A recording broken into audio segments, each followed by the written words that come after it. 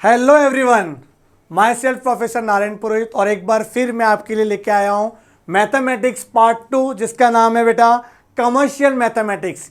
इसके पहले मैंने डिस्कस किया था फाइनेंशियल मैथमेटिक्स के बारे में। बेटा फाइनेंशियल मैथमेटिक्स में मैंने पूरा सिलेबस आपको बताया था और इसमें मैंने आपको चैप्टर वाइज सारे जो भी अपने यूट्यूब में लेक्चर डाल दिए थे मैंने, आप देख सकते हो। और आज मैंने लेके आया हूँ आप लोग के लिए कमर्शियल मैथमेटिक्स। बेटा कमर्शियल मैथमेटिक्स जो आपके लिए नया है, हाँ पहले भी था, एक ही मैथ हुआ करता था, उसमें सारे चैप्टर थे मॉड्यूल 1 मॉड्यूल 2 करके। बेटा यहाँ पे भी कैसा हो रहा है कि आपका है ना 2 बुक में कन्वर्ट कर लिया इन्होंने, मतलब बुक चेंज किए। पहले कवर एक ही था, कंटेंट वही का वही था। अब इन्होंने क्या किया, कंटेंट को डिवाइड कर दिया है। जैसे अपन ने देखा था कि मैथ्स और स्टेट्स की बात हो रही थी, तो वैसे ही आप समझ सकते हो कि मैथमेटिक्स बोलोगे तो वो है आपका फाइनेंशियल मैथमेटिक्स, और अगर आप स्टैटिस्टिक्स की बात करोगे तो वो क्या अपना कमर्शियल मैथमेटिक्स। लेकिन यहाँ पे है ना चैप्टर अलग अलग भी किए इन्होंने, तो आप मैथ्स और स्टेट्स में डिवाइड नहीं कर सकते इसको। इसका नाम कैसे पड़ा वो भी आपको समझना पड़ेगा कि फाइनेंशियल मैथमेटिक्स में ना हम लोग को फाइनेंस के बारे में बात हो रही थी। फाइनेंस का मतलब क्या होता है, पैसा, मनी की बात हो रही थी। और यहाँ पे ना यहाँ पे कमर्शियल मैथमेटिक्स में अपने को कमर्शियल रिलेटेड बात करेंगे कि अपने को जैसे कि शेयर मार्केट हो गया, ब्रोकरेज हो गया, उसके बारे में ज़्यादा डिस्कशन होगा यहाँ पे, जैसे म्यूचुअल फंड। क्लियर है कि नहीं? तो यहाँ पे अपना कमर्शियल मैथमेटिक्स में क्या क्या सिलेबस है वो देख लेते हैं हम लोग। FY BCom semester 1 as per new education policy के हिसाब से जो सिलेबस चेंज हुआ है वो मैं आपको डिस्कस करा रहा हूँ। कमर्शियल मैथमेटिक्स में आपको वापस से 2 मॉड्यूल है इसमें भी। पहले मॉड्यूल में क्या लिखा है, commission, brokerage, discount and partnership. Sir ये तो हम लोग ने 11th और 12th में पढ़ा था बेटा, वही का वही है, टेंशन मत लो। फर्क ये है कि आपके 11th एंड 12th में कैलकुलेटर नहीं था, यहाँ पे कैलकुलेटर भी है। तो इन्होंने क्या किया कि सम का लेवल बढ़ा दिया है, मतलब सम थोड़े हाई लेवल के आएंगे, पर आपको टेंशन नहीं लेना है कि मैं कैलसी से, जैसे इसके पहले वाले चैप्टर में कराया था मैंने आपको, इसमें किसमें अपना एक मैथमेटिक्स वाला, कौन सा, फाइनेंशियल मैथमेटिक्स में कैसे कैलसी यूज करनी पड़ती है, वैसे इधर भी मैं आपको कराने वाला हूं। तो आगे बढ़ते हैं, कमीशन एंड ब्रोकरेज। बेटा कमीशन ब्रोकरेज दोनों ही एजेंट को पे करते हैं हम लोग डिटेल में बाद में डिस्कस करेंगे। पूरा थ्योरी वाला मतलब बोलते हैं ना वर्ड प्रॉब्लम, जिससे हम लोग पीछा छुड़ाते थे स्कूल के टाइम में, से तो वर्ड प्रॉब्लम आ गया, बहुत ही हार्ड लगता है हम लोग को वर्ड प्रॉब्लम। एक बार न्यूमेरिकल तो सिंपल लगता है, बट वर्ड प्रॉब्लम में ये जानना कि क्वेश्चन में दिया क्या है और हमें पूछा क्या है, तो ये दोनों में बहुत कन्फ्यूजन होता है अपने को। तो ये वर्ड प्रॉब्लम वाले क्वेश्चन आने वाले, तो प्रैक्टिकल प्रॉब्लम रहेंगे इसमें पूरे कमीशन और ब्रोकरेज को लेके। फिर डिस्काउंट की बात होती है, जैसे कि ट्रेड डिस्काउंट हो गया, कैश डिस्काउंट हो गया। मतलब इनिशियली जब हम लोग गुड्स परचेस करने जाते हो, जब को लम सम ज़्यादा गुड्स परचेस करना है, तो जब बाइंग के टाइम पे जो डिस्काउंट करवाते हो ट्रेड के टाइम पे, वो हो गया ट्रेड डिस्काउंट हो गया। फिर जब हम लोग पेमेंट करते कि भाई अभी बता कितना पैसा दूँ, मैं ऑन द स्पॉट पैसा देना चाहता हूँ आपको, तो वो हो गया आपका कैश डिस्काउंट, मतलब आप बार्गेनिंग करा रहे हो। फिर प्रॉफिट एंड लॉस, किसी ट्रांजेक्शन में प्रॉफिट लॉस कितना हुआ, फिर प्रॉफिट लॉस का परसेंटेज कितना होगा, या फिर हम लोग के पार्टनरशिप में जो प्रॉफिट होता है उसको कैसे बांटते हैं हम लोग पार्टनर्स के बीच में, ये सब इसमें जानेंगे हम लोग। उसी का प्रैक्टिकल प्रॉब्लम आ जाएगा डिस्काउंट का वगैरह वगैरह। क्लियर है कि नहीं? ये पूरा अच्छे से अपने को पढ़ना है। उसके बाद में mixture of discount and profit, mix वाले क्वेश्चन भी आएंगे, डिस्काउंट के भी आएंगे और प्रॉफिट के भी आएंगे। तो ये था अपना मॉड्यूल 1 जिसमें आपका डिस्काउंट, ब्रोकरेज, कमीशन ये सब था। दूसरा जो मॉड्यूल है दूसरा, वो ज़्यादा इंपॉर्टेंट है बेटा। ज़्यादा इसलिए बोल रहा हूँ मैं आपको कि अपने routine day to day life में भी काम आता है, जैसे कि शेयर मार्केट। आज का बच्चा भी समझता है कि शेयर मार्केट क्या होता है, कि बहुत कॉमन हो चुका है। ठीक है, तो शेयर मार्केट के बारे में जानेंगे, शेयर्स के बारे में जानेंगे, और साथ साथ में म्यूचुअल फंड के बारे में जानेंगे। आपने ऐड देखा रहेगा धोनी का और सचिन का, कि कुछ रिटायरमेंट प्लानिंग किया है कि नहीं किया, आपने देखा है ना, आपने ऐड आया रहेगा। तो यहाँ पे धोनी म्यूचुअल फंड में इन्वेस्टमेंट करते हैं कि नहीं करते हमें पता नहीं, लेकिन उन्होंने ऐड तो जरूर किया है। और सचिन भी, सचिन तेंदुलकर ने भी क्या किया, हमने म्यूचुअल फंड में पैसा डाला रहेगा, वही आपको इसमें पढ़ना है। कॉन्सेप्ट ऑफ शेयर्स, बेटा शेयर्स क्या होता है समझना पड़ेगा। एसपी वालों को तो बहुत ही अच्छे से आता है सर, हमें पता है, हमने पढ़ा था एसपी में कि डायरेक्टर क्या होता है, शेयर क्या होता है वगैरह वगैरह। और यहाँ पे शेयर्स का जो नॉमिनल वैल्यू, फेस वैल्यू क्या होता है वो जानेंगे। मार्केट में क्या रेट चल रहा है, डिविडेंड कैसे कैलकुलेट किया जाता है, इक्विटी शेयर्स का नंबर कैसे निकालते हैं, उसमें कैटेगरी क्या है, प्रेफरेंस शेयर क्या होते हैं, और साथ साथ में आपका बोनस शेयर, ये सब करेंगे। राइट शेयर भी होता है, वो सब इसमें अपन पढ़ने वाले हैं। फिर इसमें प्रैक्टिकल प्रॉब्लम रहेगा ऑन शेयर के बेसिस पे, प्रैक्टिकल ऑन डिविडेंड कैलकुलेशन का, डिविडेंड कैसे निकालेंगे हम लोग। बेटा डिविडेंड का मतलब क्या होता है, जब आप पैसा शेयर मार्केट में इन्वेस्टमेंट करते हो ना, तो वहां से उस कंपनी अपने को इन रिटर्न में क्या दे रही है उसको बोलते हैं डिविडेंड। अगर आपने बैंक में पैसे डाले तो आपको इंटरेस्ट मिलता है, वैसे आपका डिविडेंड भी एक पैसा होता है जो कि फिक्स नहीं होता, फ्लक्चुएट होता है। वो डिटेल में जानेंगे हम लोग। प्रैक्टिकल ऑन इक्विटी शेयर्स हो गया, फिर प्रैक्टिकल ऑन प्रेफरेंशियल शेयर्स, फिर प्रैक्टिकल ऑन बोनस शेयर्स। सब है ना, दिखता बहुत ही वास्ट है, बट मैंने जैसे कि है ना आपको एक चैप्टर सिखाया था इंटरेस्ट एंड एन्युटी, बहुत सारे फॉर्मूले थे, मैंने आपको 2-3 फॉर्मूले बता दिए थे, उसमें सब में अप्लाई हो रहे थे पूरा कॉन्सेप्ट। इसमें मैं आपको है ना 1-2 ऐसा फॉर्मूला बता दूंगा जिसमें आप सारे कॉन्सेप्ट को अप्लाई कर सकते हो। क्लियर है कि नहीं, तो ये सब कॉन्सेप्ट समझ जाना।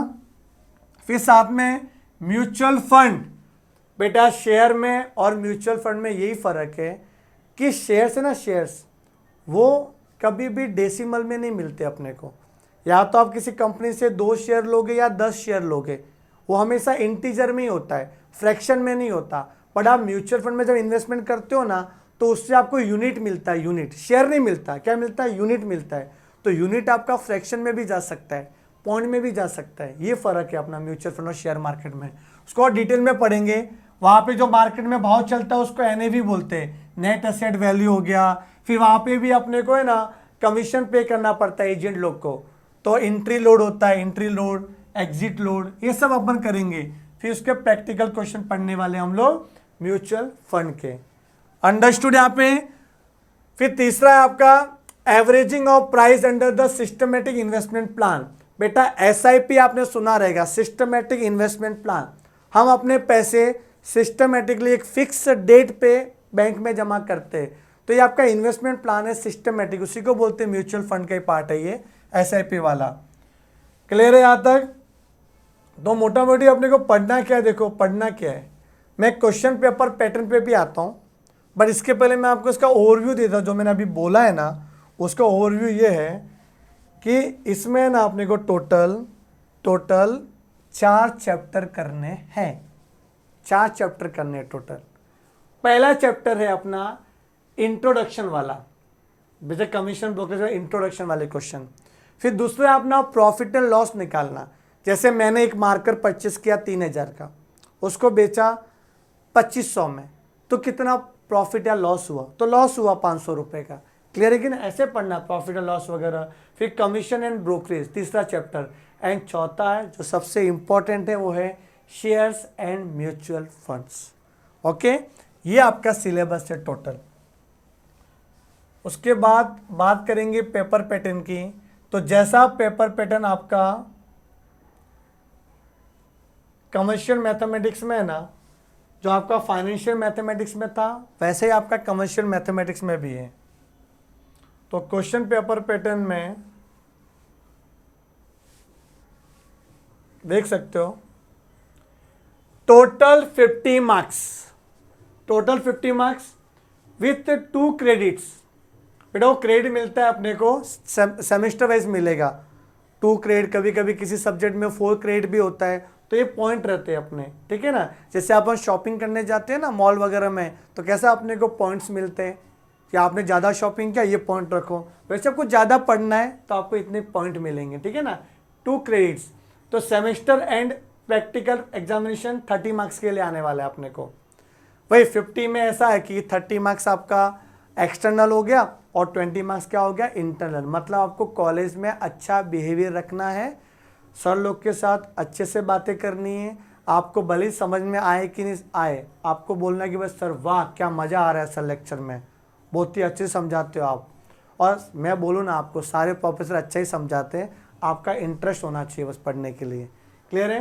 तो आपका बिहेवियर अच्छा होना चाहिए कॉलेज में, तो आपको 20 मार्क्स, तो उस हिसाब से आपको अच्छा वाइवा मिलेगा और अच्छे टॉपिक देंगे वो लोग कॉलेज वाले। क्लियर है।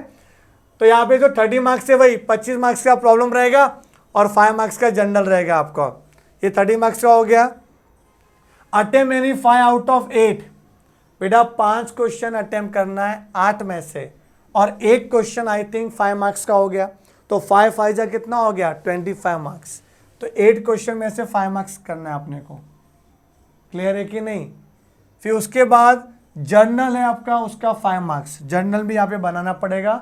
आप जब कॉलेज में जाओगे तो आप बात करना ना प्रोफेसर से जर्नल क्या क्या है। The students are required to perform 75% of the practical for the journal to be duly certified. बेटा चेक भी करवाना बाद में आपको, सिर्फ जर्नल बना के घर पे नहीं रखना है। उसके बाद the students are required to present a duly certified journal for appearing at the practical examination, failing which they will not be allowed to appear for the examination. मतलब आपको पहले जर्नल लिख के आपको बताना भी रहेगा एग्जाम के पहले, तभी आप प्रैक्टिकल एग्जाम में जा सकते हो। फिर इंटरनल कंटिन्यूअस असेसमेंट में क्या आएगा 20 मार्क्स के लिए, तो यहाँ पे 5 मार्क्स, 10 मार्क्स और 5, ये 20 मार्क्स का ब्रेकअप दिया हुआ है बेटा। क्लास टेस्ट होगा, क्विज रहेगा, प्रेजेंटेशन होगा, फिर प्रोजेक्ट वर्क, रोल प्ले वगैरह कुछ देंगे लोग करने के लिए एक्टिविटी। बेटा जैसे चैप्टर में क्या है, देखो सिलेबस में क्या है, शेयर्स, म्यूचुअल फंड, तो कुछ भी ऐसा सिनारियो क्रिएट करेंगे वो लोग, वही आपको क्रैक करना है। तो बहुत ही इंटरेस्टिंग बेटा। अभी चैप्टर क्या है, आपका सिलेबस चेंज करने का रीजन क्या है पता है, आप किताबी कीड़े मत बनो। अभी बेटा रूटीन लाइफ में क्या काम आने वाला है वो समझो, मार्केट में क्या चल रहा है, मार्केट का भी नॉलेज होना चाहिए, तभी आपको सक्सेस मिलेगी। सिर्फ डिग्री से कुछ नहीं होता। तो इन्होंने सिलेबस भी इतना अच्छे से क्रिएट किया है। देखो यहाँ पे ये सब बातें हो रही है, role play, creativity, writing, assignment etcetera. At least 3 वाला इसमें से आपको देंगे। क्यूज कंप्राइजिंग ऑफ एमसीक्यू, बेटा एमसीक्यू ऑनलाइन भी हो सकता है, ऑफलाइन भी हो सकता है, और डिपेंड है कि आपके क्लास में क्या कैसा करवा रहे हैं। तो अटेम्प्ट यानी 5 आउट ऑफ 8, 8 में से 5 अटेम्प्ट करना है, ऑनलाइन और ऑफलाइन। उसके बाद class test comprising of problem, अब प्रॉब्लम भी रहेंगे आपको 4 में से 2 अटेम्प्ट करने, 5 मार्क्स के रहेंगे और टोटल 10 मार्क्स कवर हो रहा है। फिर वाइवा कितना है 5 मार्क्स का है। क्लियर है। ये अपना था पेपर पैटर्न और ये अपने सारे चैप्टर्स है। क्लियर है कि नहीं। अब मैं आपको नेक्स्ट वीडियो में मॉड्यूल 1 का ये जो चैप्टर है कौन सा, इंट्रोडक्शन वाला, वो मैं स्टार्ट करने वाला हूँ। क्लियर है। तो आप बेटा अपने चैनल पे बने रहना, और अगर आपको ये वीडियो अच्छा लगे तो इसको लाइक, शेयर और सब्सक्राइब जरूर करना है। Thank you so much.